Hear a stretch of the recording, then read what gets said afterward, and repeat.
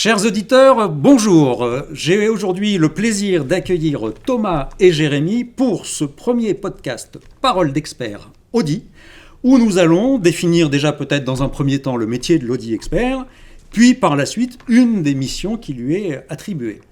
Bonjour Thomas, bonjour Jérémy, comment allez-vous ? Bonjour, ça va bien. La forme ? Très bien. Prêt pour ce premier enregistrement ? Thomas, pas trop stressé ? Ça va, on va faire. Bon, super. Alors, une première question peut-être pour nos auditeurs. Jérémy, qu'est-ce qu'un Audi expert ?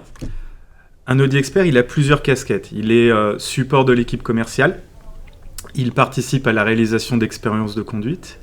Il facilite les échanges avec le client, que ce soit sur son ressenti général, sur la technologie embarquée des véhicules.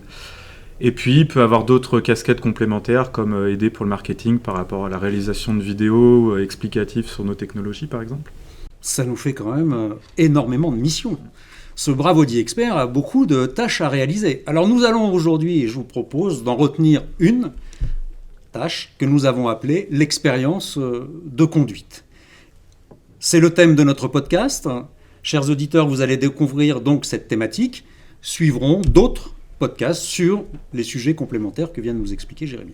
Une question pour toi Thomas. Peux-tu nous définir une expérience de conduite ? Eh bien, une expérience de conduite, c'est un moment de partage finalement entre un client et un Audi expert. Un moment de partage personnalisé, parce qu'on va définir des parcours qui seront attribués en fonction de ce que le client veut faire. Et c'est là où on va aller chercher tous les petits ressentis de notre fameux client. Super. Quelles sont les raisons pour lesquelles on a appelé ça expérience de conduite, Jérémy ? On n'aurait pas pu garder le terme essai qui nous va si bien dans le monde de l'automobile ? Eh oui, mais essai, c'est juste essayer la voiture. On ne va pas faire vivre d'expérience au client. On ne va pas lui donner un ressenti réel. On va lui faire expérimenter les technologies, expérimenter la voiture. On va prendre son temps avec lui. Et c'est ça qui est important. C'est lui faire vraiment montrer toutes les étapes petit à petit de manière avec un process, mais un process qui va lui donner un véritable retour sur sa façon de voir la voiture. D'accord. Alors nous reviendrons justement sur ce terme process, parce que c'est un terme important dans le monde de l'expérience. Avant toute chose, quels sont les collaborateurs, Jérémy, qui sont à même de proposer des expériences de conduite à vos clients ? Alors, en général, ça dépend de l'organisation de chaque concession, mais en priorité, ça peut être le commercial. Alors, en amont de la phase de découverte ou à la suite d'un rendez-vous téléphonique, voire après un premier rendez-vous proposé directement en concession. Voilà, quand l'expérience est là, que les échanges se font bien, on peut, à la suite du premier rendez-vous, enchaîner directement avec l'expérience de conduite. Ça peut être aussi, dans certaines concessions, proposé par le service après-vente. D'accord. Voilà. Très bien. Ça arrive, ça, Thomas, chez vous, que le service après-vente vous amène à effectuer des expériences de conduite, justement ? Oui, ça peut arriver. Un client qui dépose son véhicule et attend que l'intervention se termine, ça peut être un beau moment pour partager une expérience. Très bien. Jérémy, combien est-ce que vous avez de parcours ? Parce qu'on parle finalement d'expérience de conduite, donc ça veut dire, je pense que tout ça est organisé, structuré. Est-ce que vous avez réfléchi à des parcours types ? Oui, c'est le cas. Pour ma concession, on en a 4. D'accord. Qu'on va en fait adapter en fonction du besoin client. Alors c'est souvent un besoin de temps aussi. On intègre la fonctionnalité de temps, enfin le besoin de temps du client dans l'expérience de conduite. Si je prends mon exemple personnel, moi on en propose 3, un relativement, on va dire, typé ville, vraiment pour accentuer sur par exemple les technologies d'assistance d'embouteillage. J'ai la chance de vivre dans une région montagneuse, donc on va aussi proposer un trajet plus long sur des routes de montagne, pour faire par exemple découvrir le quattro dans des conditions un peu dégradées. Un autoroutier, parce qu'on a aussi une typologie de client qui va faire beaucoup d'autoroutes, donc on va vraiment adapter en fonction du besoin client. Et puis en complément aussi, j'en propose un 4e sur l'expérience de conduite en véhicule électrique, où on va amener le client sur un superchargeur et lui montrer que c'est assez facile à utiliser. Est-ce à dire, Thomas, que vous avez, vous aussi, réfléchi à avoir cette différence de parcours avec également ce fameux parcours électrique ?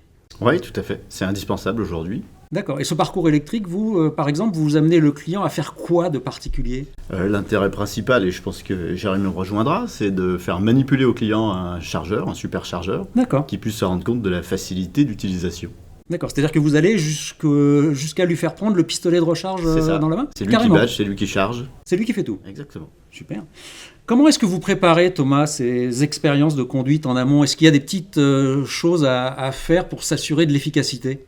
Et oui, il y a des petites choses. Alors elles sont très simples, mais en soi c'est planifié, parce qu'il faut être disponible quand un client arrive.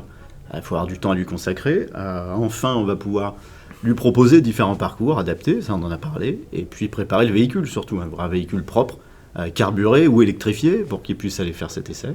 Et on pourra même pousser un petit peu en mettant la radio préférée du client si on a appris toutes ces infos avant. Ah, vous allez jusqu'à ce point de détail-là, mettre la radio du client. Ça fait la différence. D'accord. C'est un sacré travail d'équipe, dites-moi. Exactement. Comment est-ce que vous transmettez, parce que finalement vous passez pas mal de temps, si je comprends bien, avec le client. Alors j'avais entendu que ça dépendait du temps qu'il avait à consacrer, d'un quart d'heure à une demi-heure, voire plus. Mais comment, après tout ce temps que vous allez passer avec le client, vous vous assurez de transmettre ces informations au reste de l'équipe, Thomas? Nous, la manip, elle est simple, c'est que dès le retour de l'essai, le client, lui... Vous avez dit un mot, là, j'ai bien entendu, Jérémy. Bien entendu, c'est les défauts, des fois, du vocabulaire. D'accord, donc on revient... En retour d'expérience de conduite. Bien sûr. Le commercial nous attend autour du configurateur avec la voiture qui est déjà là. Et c'est un petit moment de partage à trois où moi, puis le client, on va prendre la parole tour à tour avec le commercial afin de faire un débriefing complet. Alors attendez, parce que là, c'est quand même très subtil. C'est-à-dire que le client revient de l'expérience de conduite. Vous m'avez dit que le véhicule était affiché au configurateur. Exactement. Si on a essayé une A3, il y a une A3 au configurateur. Et là, vous allez au configurateur avec votre commercial, c'est cela, pour finalement transmettre les informations. Exactement. D'accord. C'est pareil chez vous, Jérémy? Alors nous, c'est un petit peu différent. On va par exemple faire pendant ce qu'on appelle le passage de main, donc la transmission directement des informations auprès du commercial, faire un débriefing de ce qui s'est passé pendant l'expérience de conduite. Très bien. Par exemple, dire voilà, on a vu tel point,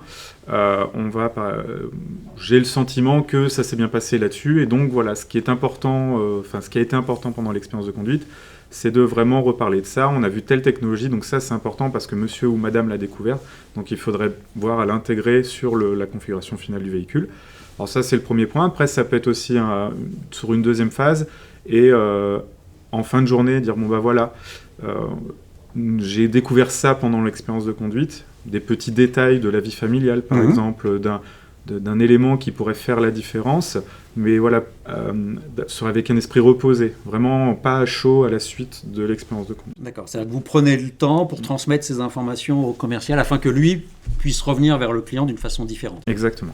Très bien. Quelles sont selon vous, Jérémy, et je poserai certainement la même question à Thomas, les clés d'une expérience de conduite? Parce que finalement, il faut se mettre à la place de nos auditeurs qui avaient justement l'habitude d'utiliser ce terme essai. Maintenant, on les amène dans le monde de l'expérience. Quelles sont ces clés? Je ne sais pas s'il y a une clé à proprement parler idéale pour tous les clients. Je pense que c'est surtout des points qu'on peut apporter de façon personnalisée pour chaque client. Pour chaque expérience de conduite va être vraiment différente. Si je prends l'exemple moi, d'un élément qui m'a marqué, en tout cas en tant qu'expérience de conduite, c'est souvent des clients qui ne voulaient pas du tout entendre parler de véhicules électriques et qui finalement repartent avec un véhicule électrique parce que l'expérience de conduite les a complètement satisfaits, ça a enlevé tous les freins, toutes les interrogations, et puis le retour client qu'on a des fois plusieurs semaines, voire plusieurs mois après, c'est je suis parfaitement content de ma voiture et elle me convient parfaitement. Oui, mais cela, est-ce que c'est pas parce que vous-même, vous êtes piqué par l'électricité? Vous m'avez dit tout à l'heure en présentation, moi je suis les deux doigts dans la prise, c'est comme ça qu'on m'appelle, je suis piqué par le véhicule électrique. Est-ce que c'est pas parce que vous êtes passionné d'électricité que vous arrivez justement à transmettre ça? Il faut être passionné, enfin à un moment dans notre métier, il faut avoir, c'est un métier passion, il faut avoir cette envie et cette passion, mais pour d'autres experts, ça peut être par exemple le côté véhicule de sport, véhicule RS, de la gamme RS, qui peut faire la différence parce qu'ils sont passionnés sur cette partie-là. Thomas, vous justement, est-ce que cet esprit électrique que vous habite, est-ce que vous arrivez à le transmettre ou c'est peut-être plus le RS ou Quattro, je ne sais pas, une autre technologie? Ouais, tout ce qui est Audi m'intéresse et me passionne, mais c'est surtout le Quattro qui va me faire vibrer peut-être plus que le système électrique en lui-même. Oui. Si je dois revenir sur la question de base, je dirais que c'est l'effet waouh qui fait que c'est réussi une expérience de conduite. Si le client sort de là avec ce waouh dans la tête, on a fait une bonne partie du chemin. D'accord. Et est-ce que vous avez justement un partage d'expérience à nous donner sur un client à qui vous avez fait une démonstration de Quattro, peut-être, ou autre, et que vous avez réussi après à transformer en client fidèle? Quattro, la dernière en date, c'est juste un essai sur un sol caillou, de lui dire tiens, on va mettre pied à fond. Là, on était sur un véhicule électrique qui plus est, donc un Quattro encore mieux. Et le client était surpris et impressionné du silence qui règne dans la voiture, aucun gravier n'est relevé. Et lui-même, qui roule déjà en 4 roues motrices, mais d'une autre marque, m'a dit, je suis sûr que ma voiture n'est pas capable de faire ça. Donc là, c'est un client qui est convaincu. Voilà. Convaincu et qui risque bien évidemment de convaincre aussi, d'être ambassadeur, de convaincre d'autres clients. Est-ce qu'on pourrait, à tour de rôle, évoquer quelques astuces que vous utilisez? On va dire c'est vos petites clés du métier peut-être, des petites astuces, Jérémy, pour bien pratiquer cette expérience. Alors, en présentation du véhicule, pas spécialement, mais c'est plutôt, lui faire écouter, par exemple, lui faire découvrir un pack son avec une musique qu'il aime bien. Donc, télécharger une application type Deezer ou Spotify, et lui demander, maintenant, qu'est-ce que vous souhaitez écouter? Ça peut être un petit plus. À la fin de l'expérience de conduite, on peut aussi parler de notation. On peut demander au client de nous noter à chaud sur le retour qu'il a eu directement de son expérience. Une note qui peut être sur 5, sur 10, mais ça nous permet en plus de savoir qu'est-ce qui aurait pu manquer si on n'avait pas la note maximale, par exemple. D'accord. Et souvent, on se rend compte que c'est juste une habitude de ne pas mettre la note maximale Oui. et que l'expérience, en fait, était déjà très réussie. Et c'est juste pour le principe de ne pas mettre la note maximale. On a du mal à mettre 10, c'est ça? C'est ça, exactement. Thomas, ça vous arrive justement ces clients qui vous disent non, c'était parfait, mais je ne vais pas vous mettre 10? C'est notre quotidien, je crois. C'est vrai? Une note sur 5, 4,5, parce qu'on ne peut pas mettre 5. Ouais. Je crois que c'est français avant tout. Alors que le client n'a rien à dire de particulier. Exactement. Bon, très bien. Des petites astuces également, Thomas? Je rejoins un peu Jérémy, c'est faire vivre, faire ressentir. Je l'ai expliqué juste avant. Faire ressentir le système Quattro, par exemple, c'est une de mes petites clés. Je pense que les clients sont agréablement surpris quand on leur fait faire des choses un peu inattendues. Donc une accélération, ça peut être un test de Quattro, il y a plein de choses comme ça. Et même l'électrification, on pourrait y revenir. Brancher sa voiture, je ne suis pas sûr que dans beaucoup d'autres marques, on vous fasse faire cette manipulation-là. On aille jusqu'à ce souci du détail. Et moi, j'ajouterais aussi que, par exemple, de partir non chargé, justement, est des fois plus bénéfique que de partir chargé, parce que quand on va amener le client sur un superchargeur, le temps de la discussion des coûts de charge, de comment ça se passe, de comment trouver des bornes, la voiture se charge d'elle-même, et quand au moment où on repart, on leur montre que en très peu de temps, la voiture a pris énormément de kilomètres. Alors ça, c'est une sacrée bonne astuce. Je suis pas sûr on va la garder pour nous, d'accord. Mais je suis pas sûr que dans les marques concurrentes, justement, ils l'utilisent. Mais en effet, ça a l'air d'être très intéressant à pratiquer. Tout ça, c'est le monde idéal. On a l'impression que c'est un métier magnifique dans lequel vous vous éclatez, que vous êtes content, qu'il n'y a aucun écueil. Il y a quand même quelques petites choses qui doivent pas aller, non? C'est quoi les écueils du métier d'Audi Expert et peut-être de l'expérience de conduite, Thomas? C'est le manque de temps, je pense, avant tout. Un point clé qui est évité, c'est de surcharger un Audi Expert par des livraisons qui vont être hyper gourmandes en temps sur son planning. Il faut évidemment que tout le monde soit investi sur ça et puisse définir un planning à respecter. Sans ça, on ne s'en sort pas. Il faut absolument aussi faire comprendre aux commerciaux qu'une expérience de conduite, c'est différent d'un essai. Ça veut dire éviter la dernière minute. Parce que justement, tout ce qu'on a expliqué avant, l'anticipation, la préparation d'une voiture, ça ne peut pas se faire en 3 minutes. Et je résumerai avec ça. D'accord. C'est le manque de temps. Des choses à rajouter en termes d'écueils que vous avez vécu peut-être déjà? J'ajouterais en plus qu'il ne faut surtout pas que l'équipe commerciale en place pense qu'on va les remplacer. C'est surtout ça. Il faut que ça soit un jeu de donnant-donnant. On est autant là pour les aider qu'eux peuvent nous aider aussi d'autres manières. Sur justement de l'échange d'informations et d'aller rechercher le point clé à faire expérimenter au client lors de l'expérience de conduite, par exemple. D'accord, très bien. Écoutez, je pense que pour nos auditeurs, tout ça doit être très intéressant, j'en suis persuadé. Maintenant, est-ce qu'on peut synthétiser ce monde de l'expérience de conduite en 3 points clés? Voilà, si nos auditeurs devaient retenir 3 points clés, Thomas et Jérémy, peut-être en commençant avec vous, Thomas, ce serait quoi ces 3 points clés? Être différenciant. Être différenciant, très bien. Casser les freins.